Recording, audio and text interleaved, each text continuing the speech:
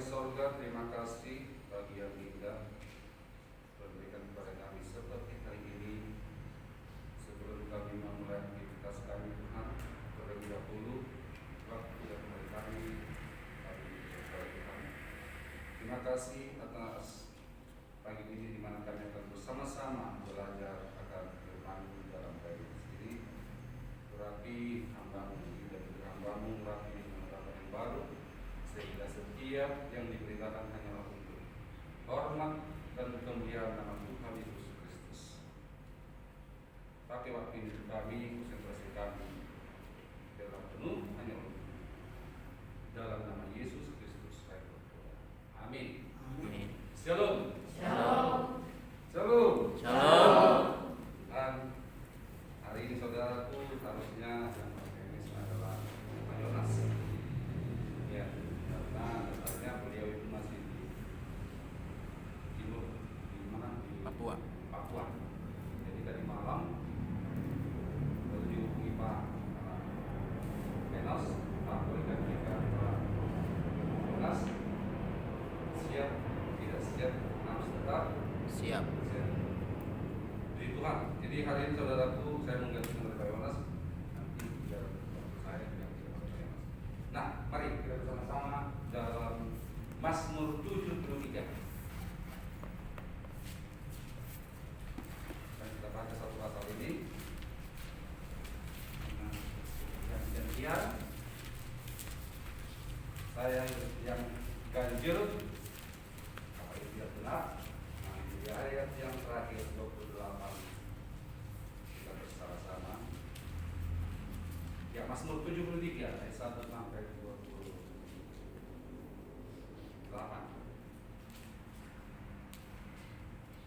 Lembaga Alkitab Indonesia memberi tema pergumulan dan pengharapan.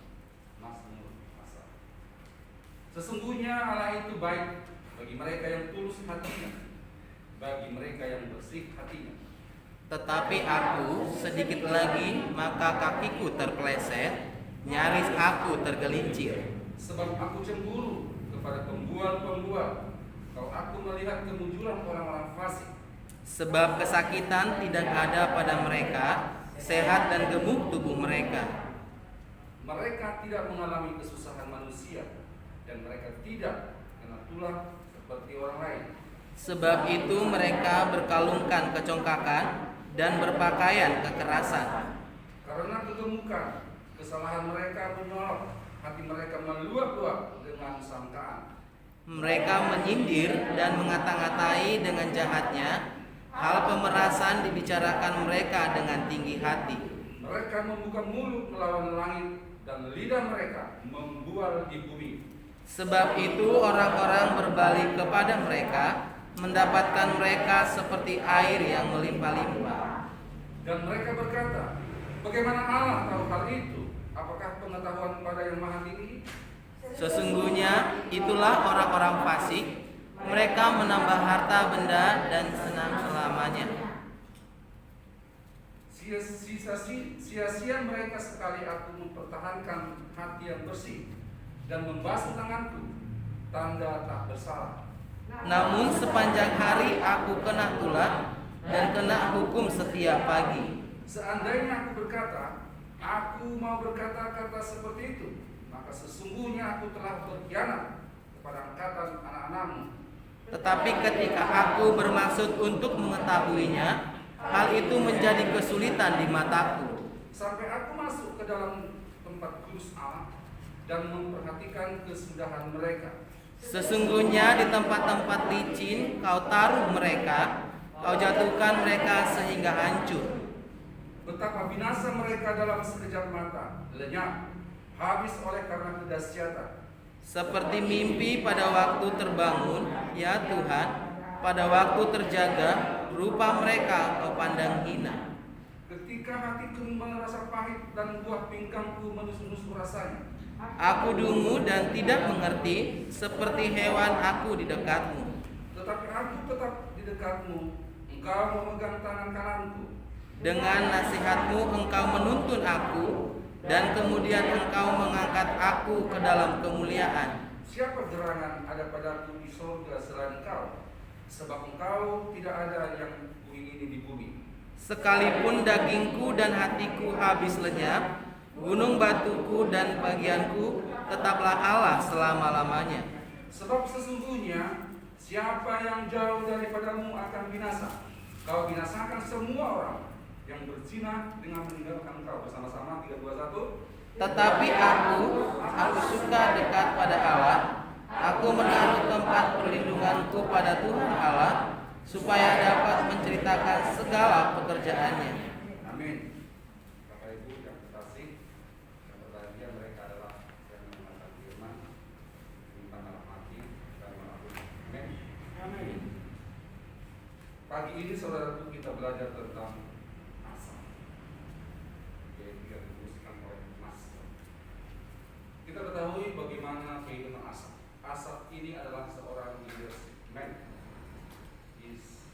Baik Allah di masa itu, di masa Raja Salomo, ia yang sangat tekun, bersih hatinya, dan sangat sukacita senantiasa di dalam melayani. Tidak pernah ada semu-semu. Bahkan badannya juga tidak terlalu kurus. Dia mengatakan dia berkekurangan, tetapi ia sangat-sangat happy selalu di dalam melakukan tugas. Daud sangat mengasihi dia, sehingga saat itu saudara, atas kesetiaannya ia sebagai leadership man di dalam bait Allah itu berbeda. Tidak seperti sekarang yang dulu sesuai liturgi mereka. Tetapi Daud sebagai penulis Mazmur, di mana Daud mengetahui bagaimana kehidupan perjalanan kerohanian keluarga keseharian daripada Asaf. Asaf ini saudaraku orang yang taat dan setia, sekalipun ia hidup dalam berkekurangan. Kalau kita lihat di ayat seperti contoh dulu ayat 2, tetapi aku sedikit lagi maka itu terpeleset, nyaris tergelincir. Kenapa? Sebab aku cenderung kepada pembual-pembual. Kalau aku melihat kemunculan orang fasik, ayat 4. Sebab kesakitan tidak ada pada mereka, sebab dan tubuh mereka sehat-sehat, tumbuh, tambun anak-anaknya. Tetapi mengapa aku selalu dalam kesakitan, berkekurangan, selalu dalam pedihan, pergumulan? Padahal aku begitu setia dalam melayani Tuhan. Padahal begitu setia aku dalam berkehidupan terhadap kerohanian saya. Tetapi saudaraku, pada akhirnya juga Asaf ini sendiri menyadari apa yang menjadi keluhannya, apa yang menjadi semut-semutnya. Maka dikatakan hampir aku tergelincir. Kata tergelincir di sini saudaraku berbicara tentang aku hanyut kepada iri hati karena apa yang dilihat mataku. Mereka gemuk-gemuk sehat-sehat, mulut mereka membual, pandai bersilat lidah, anaknya tambun-tambun, sementara aku selalu dalam kesakitan-kesakitan. Maka saudaraku, kita belajar daripada Mazmur ataupun pergumulan dari Asaf ini, kehidupan yang baik ataupun susah bukan menjadi suatu jaminan ataupun contoh bahwa kehidupan rohani kita itu tidak baik. Ya.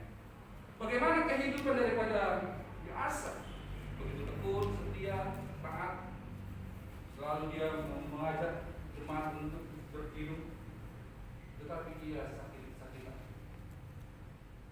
Maka ada gereja mengatakan itu Tuhan pasti kaya, itu Tuhan pasti sehat, itu Tuhan pasti sukses. Ya memang ada gereja mengajarkan itu, tetapi yang disebut gereja teologi pelamuran. Tetapi sesungguhnya kalau kita masuk pada hakikat daripada apa yang diberitakan oleh para penulis-penulis kita, orang yang mengikut menjadi Kristen atau menjadi orang Kristen tidak mutlak menjadi orang sukses.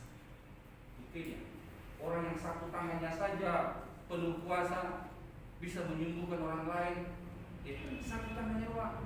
Siapa? Saya belum tahu. Siapa itu? Kalau pernah baca itu? Ya, Mas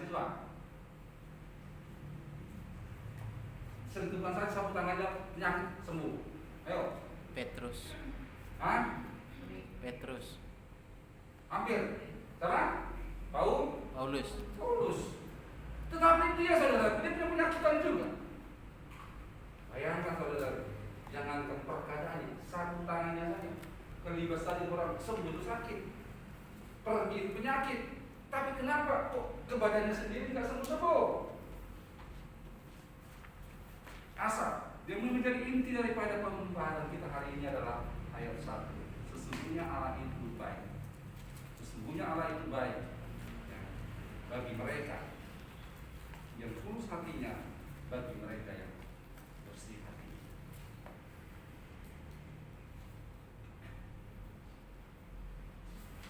Tuhan baik. Tuhan selalu baik dalam segala waktu.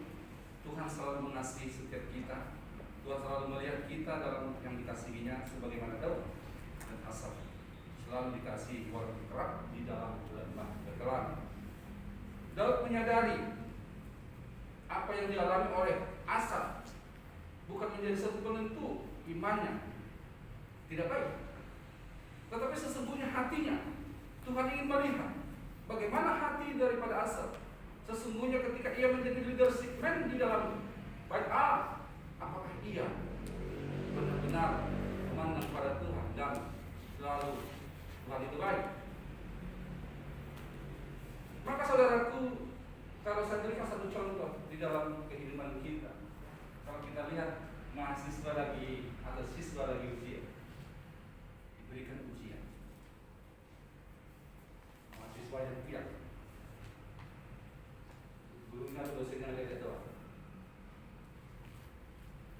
Kelimpungan di mahasiswa atau siswa mengerjakan pekerjaannya, terkuras otaknya, dalam kesulitan dia lakukan itu, tetapi gurunya hanya diam saja. Kamu tahu? Seringkali Tuhan demikian juga kepada Asaf ini. Ketika ia datang memberikan ujian kepada Tuhan, ketika kita berdoa, Tuhan, di mana engkau? Tuhan cuek aja. Ternyata ada yang sedang melakukan, sebagaimana guru tadi terdosen memberikan satu ujian. Begitu kelimpungan itu siswa dan mahasiswa mengerjakan tugasnya, tetapi sang guru itu, sang dosen itu hanya diam saja tersenyum-senyum, merasa itu susah, makanya belajar. Asaf, saudaraku, perlu kita belajar dari kehidupan daripada Asaf ini, yang menyadari ikut Tuhan bukan harus sukses, ikut Tuhan harus segala-galanya ada. Banyak contoh-contoh yang begitu hebat dalam Alkitab, tetapi penuh dalam penderitaan. Bahkan kalau kita lihat 11 rasul itu mati-mati muda. Ya, hanya satu yang tua, yang mati tua. Karena mahasiswa. Yang lain. Yohanes, hanya Rasul Yohanes mati muda, mati tua. Selainnya, bukankah kita juga mengatakan 70 usia ditetapkan oleh kita? Ini orang-orang yang sangat dekat, melekat dengan Tuhan. Rasul-rasul itu kenyataannya tidak sampai 70, 60 pun tidak sampai. Ada yang 30, hanya 28. Mengapa? Ternyata itu Kristus itu akan menjadi seorang yang baik itu. Saudara, kita harus menghasilkan yang baik itu. Tetapi hati dan pengorbanan kita itu, sebagaimana Asaf, dia begitu setia di dalam sebagai leadership di dalam harta Allah, ia tetap katakan apa? Biarlah semua tetap menjadi pembantu. Di dalam ayat bacaan itu saudara bukan dikatakan apa? Sesungguhnya Allah itu baik. Ya. Allah itu baik bagi mereka yang tulus hati. Asaf memiliki hati yang tulus, maka ia berkenan di hadapan Tuhan sebagaimana dilihat oleh Daud. Sesungguhnya Allah itu baik kepada mereka yang tulus hatinya yang pertama, dan mereka yang bersih hatinya. Yang tulus hatinya, saudaraku, itu berkorban tanpa seperti seorang ibu kepada anaknya, sudah mau mati dia melahirkan, rontok semua urat-urat tubuhnya, hidup dan mati diperjuangkan, tetapi anaknya, mamanya tidak pernah katakan, you sudah aku lahirkan, balas semua, you sudah sedot darahku melalui asiku, bayar semua. Kira-kira kalau yang suami juga minta itu, kira-kira keganti nggak ya? Yakin tidak keganti. Itulah tulus hati seorang ibu. Seperti matahari juga memberikan cahayanya, ia tidak meminta balas, ya sudah nikmati saja. Demikian juga Asaf. Pemazmur melihat bahwa hatinya Asaf ini menjadi satu contoh. Apa yang dihadapi maka perlu dia tuliskan. Tetapi apa yang terpenting dari kehidupan Asaf itu, tatkala ia menyadari atas komplainnya kepada Tuhan, ia menyadari hampir aku tergelincir. Tapi kalau nggak sadar dimanapun barangnya tidak contoh bekerja akan cepat-cepat terlambat dengan misalkan ini. Jaga hati yang tulus, jaga mata pikiran tertuju terus kepada Tuhan, hati kita kepada Tuhan. Persoalan boleh datang di sekitar kita, tetapi kita jangan hanyut dalam persoalan-persoalan ini. Persoalan boleh lihat yang aneh-aneh di sekitar kita, tapi jangan kita hanya ikut-ikutan pada persoalan-persoalan itu. Biarkan dia menjelaskan masalahnya. Kalau saudara ini membantunya, keluarkan. Di dalam konseling pernikahan saudara seringkali saya katakan, apabila suami istri berantem nanti, kalian sudah menjadi suami istri seperti ini, lalu ada temanmu mengatakan, melihat kalian berantem, lalu katakan, bodoh aja kau, kenapa mau kau sama cowok yang seperti itu? Dulu udah gua bilang, apalah yang lo harap yang dapatkan orang seperti itu? Terus saya katakan, enak didengar perkataan itu, perkataan sah. Tetapi sesungguhnya itu adalah racun besar. Kalau dia sangat keras mau diceraikan, tetapi ketika mengatakan, lo aja lagi yang benar, nggak benar lagi. Mana ada pecah istri kayak istri menghadapi kayak lo, begadang mulu, mabuk mulu, judi mulu. Mana yang betah nungguin? Perbaiki dirimu. Itu nggak enak dengar. Tetapi sesungguhnya itulah obat. Seringkali sahabat kita lihat manis perkataannya, sesungguhnya dibalik itu ada racun. Jadi bukan satu sikap perbuatan kita ataupun yang ganteng, yang cantik, lenggak-lenggok kita yang membuat kita seringkali orang terpesona. Waktu akan menjawab itu.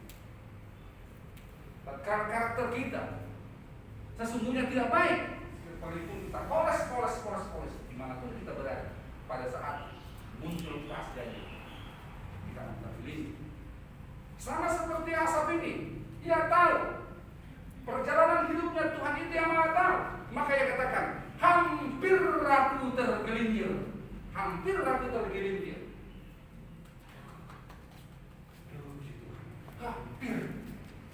Itu yang dikehendaki. Tetapi kita semakin mengeles, ya Tuhan aja nggak tahu diri. Kenapa? Udah setia begitu tapi Tuhan berkati, komplain dong Tuhan. Apa jadi? Ini engkau dari hadapan. Aku tidak terangkar. Tidak perlu tapi. Siap, laksanakan. Ini juga siap laksanakan. Bisa atau tidak? Laksanakan. Terkadang saudaraku, Tuhan melihat dari kita bukan karena pandainya kita mengatakan Tuhan, bukankah aku melakukan mukjizat demi nama? Pandainya bersih. Waktu aku menjawab, setiapkah engkau seperti Asaf? Setiapkah engkau seperti Ayub itu? Kalau penderitaan itu datang, cobaan itu datang, di mana hatimu? Kemana waktumu? Kemana matamu? Kemana kesetiaanmu? Itu yang bukan polesan kebijakan yang semu yang Tuhan inginkan. Asaf menyadari itu semua. Dia katakan apa tadi? Hampir aku tergelincir. kedua adalah bersih hati. Orang yang bersih hatinya ini, saudaraku, orang yang gak neko-neko, orang yang tidak pandai bersilat lidah, orang yang tidak pandai berkelit. Apa dikatakan atasannya, siap bos, siap, lakukan, laksanakan. Hasilnya bagaimana ini, jadi atau tidak, yang penting lakukan dulu. Daripada komplain dulu, belum dilakukan aja sudah komplain, bagaimana bisa jadi? Kita dilakukan sekalipun itu tidak jadi, paling tidak ada sekian persen mungkin ada hasil daripada komplain. Terlebih dahulu tanpa kita lakukan, berapa persen hasilnya? No. Orang yang bersih hatinya, ini orang yang bersih hatinya adalah orang yang berkenan. Ini yang dikatakan, orang yang bersih hatinya ini adalah benar-benar berbarengan, bertetangga dengan hati yang tulus tadi. Orang bersih hatinya di sini adalah kali itu dia disakiti, kok menangani, biarlah Tuhan dia membalas. Aku membalas katanya. Aku berikan perkataan ayam. Dulu saya sangat sombong mendengar perkataan itu. Setiap kali pendeta mengatakan, biarlah Tuhan yang membalaskan, teringat langsung ayam. Tatkala gereja ayahku dirusakin orang, datang orang sekampung, bawa cangkul, bawa kampak, bawa kelewang, mengejar itu orang. Lalu bapakku katakan, jangan lakukan itu, biar Tuhan yang membalaskan. Aku dengar itu, bapakku ini bagaimana nih? Gereja jadi rusak, ada yang membantu, biar Tuhan yang membalaskan. Sejak itu tadi, saya trauma mendengar biar Tuhan yang membalaskan. Gereja tidak rusak begini. Orang mau datang bela, bantu, tapi dicegat oleh ayah. Rumah Tuhan mana membalas. Dan yang terus yang nasidahan ini mereka tidak tahu apa yang mereka lakukan. Aduh Bapak, dumpul panas saat itu. Apa? Tetapi mana ada betul-betul. Tenang perkataan Tuhan Yesus. Haleluya.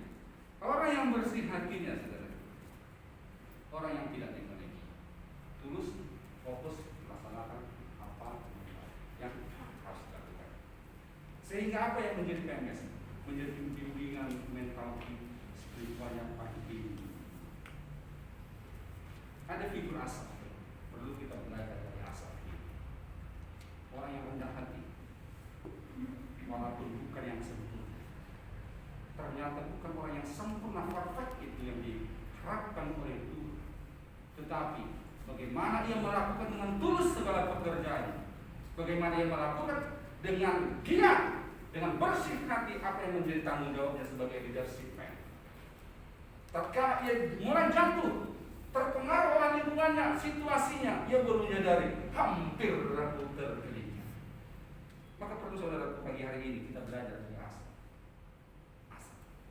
Menyadari apa yang menjadi kelemahan kita, menjadi kesombongan kita, menjadi keakuan kita, ataupun multiplex wajah kita, face kita. Sehingga jangan sampai pada waktunya, ketika waktu berjalan, maka waktu itu sendiri yang menyeleksi, tahu sesungguhnya siapa kita.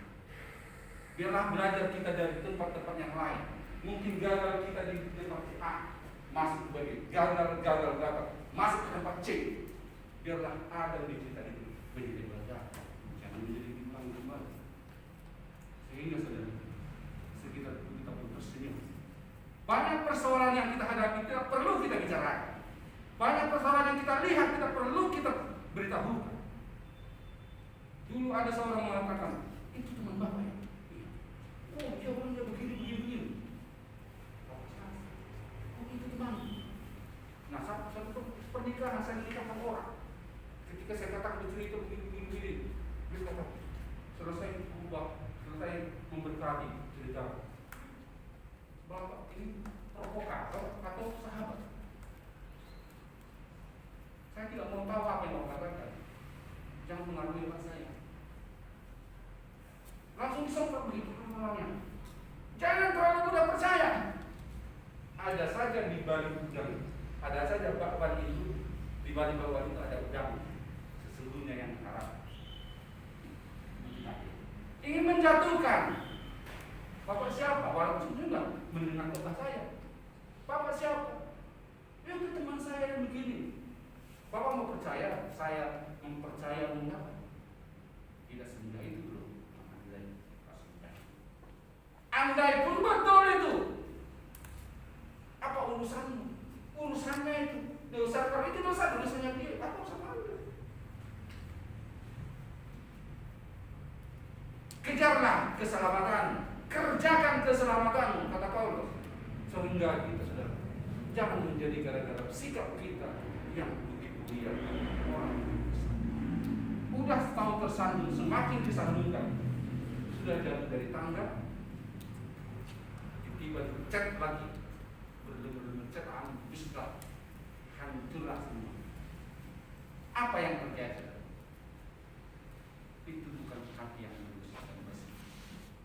Orang yang tulus dan bersih hatinya, dia tetap memandang kepada Tuhan. Yang kedua, dia tetap menghargai sekitar. Yang terakhir, dia menghargai apa yang harus dan akan yang telah dia lakukan.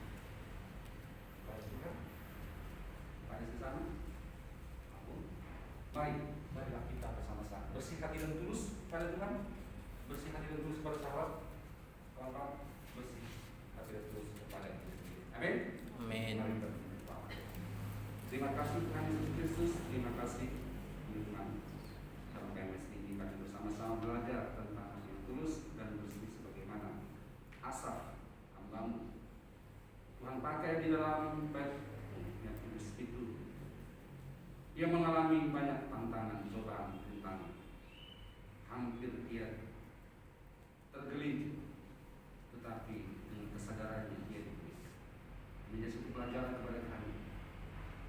Apa yang telah dilakukan oleh Asaf pada orang lain, rasa iri dan rasa iri dan begitu, ternyata ia sadar. Biarlah itu juga kesadaran diri itu ada dalam jiwa kami, sehingga kami dapat baik dan berguna di sekitar kami dan lebih-lebih kepada Tuhan. Jadi doa kami diberkati hamba-Mu, diberkati kami semua dalam nama Yesus.